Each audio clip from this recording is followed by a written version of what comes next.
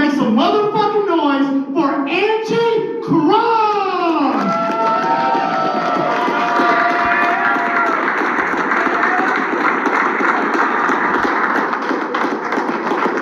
You just ramble on and ramble on and ramble on. It's like, shut the fuck up. Somebody buy him a drink, for Christ's sakes. Oh my God. So is anybody done with their Christmas shopping yet? Because I sure as fuck am. I got my mom a sex toy. Only because the one I got for her birthday already died.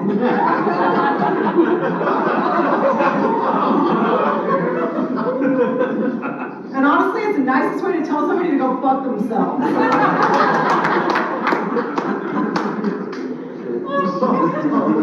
And I don't know about you guys, but I grew up with a mother that was a huge alcoholic. You too, huh? All right. So now here's the thing, I have two sisters, so my mom growing up, she'd always be like, come out to the French porch, girls, so I can give you haircuts. And it's like, honey, you can't even walk a straight line, let alone cut one, unless it's cocaine. So my parents were married for 40 years, they got a divorce and stayed living together as roommates. Who the fuck does that? My parents do, right? So my mom decided to start doing the internet dating thing, right? So she got on Plenty of Fish. And she's like, what's that, you guys met? No. I'm on an internet date tonight too. No, so anyway, she calls me up, she goes, all these men want is PDA, and I am not into that. And I go, Mother, what do you think PDA means? And she goes, pussy, dick, and ass. And I said, no, Connie, it means public display of affection. So they want to hold your hand in public, they want to kiss you. And she goes, oh, but I do want that. Maybe I shouldn't delete all those profiles. I was like, bitch, you are such a horn dog, you do want the pussy, dick, and ass.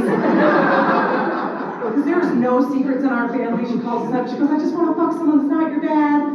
You know? So I took her to Phoenix, we went to go visit my little sister, and she had a cat that was in heat. You know how cats make that meow, that cat wailing noise? And so I look at my little sister and I go, that's Mom. Well, not even 2 seconds later, my mom looks at the cat and she goes, I know exactly how you feel.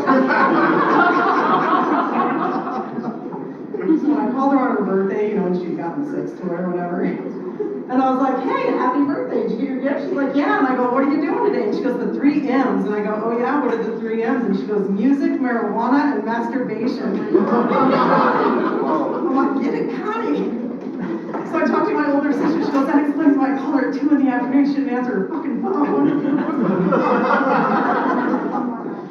So when I turned 40, again, my parents divorced, still living together, no secrets in our family. They call me and they're like, hey, happy 40th. I'm like, thank you. They're like, what'd you do for your birthday? I said, I got coked out. So I was like, I went to this friend of mine's house and they gave me this rock that looked like a golf ball. And my dad's like, they gave you a rock? He goes, that's how you know you got some good shit.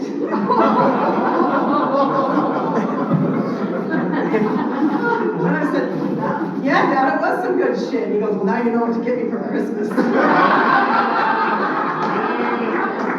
Give me a white Christmas. It's always a white Christmas in my parents' house. But sometimes I would go home to visit, and my dad would be like, hey, go out in my reloading room, because he makes his own ammunition. He's like, go in this little, behind this thing, and he's like, and there's some tube in there, because the old school would call it tube. He's like, so a little wine. I'm like, Dad, I'm not doing your blow. Like, seriously. Anyway, so back to my parents. Help yourself. And, yeah, always help yourself, you know. So we recently had to go to a funeral for a family member we weren't very fond of. It was my Uncle David, bless you. It was my Uncle David. We call him Uncle Fuckface, right? So my dad showed up late, and he was wearing all camouflage, and he sits down next to me, and I go, what the hell are you doing? And he goes, well, I don't want to be seen at this fucking thing.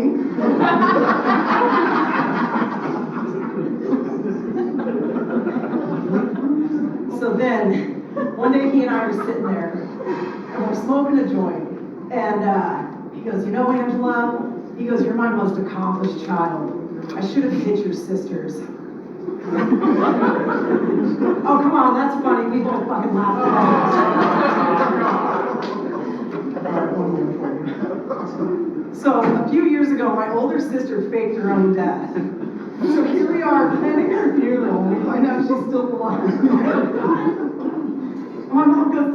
Michael, it's because I dropped her when she was a baby, and I go, don't you dare put this on you, Connie. I was like, you should have just fucking dropped her twice. All right, that's what I'm doing, you guys tonight. I'm Angie Carmen.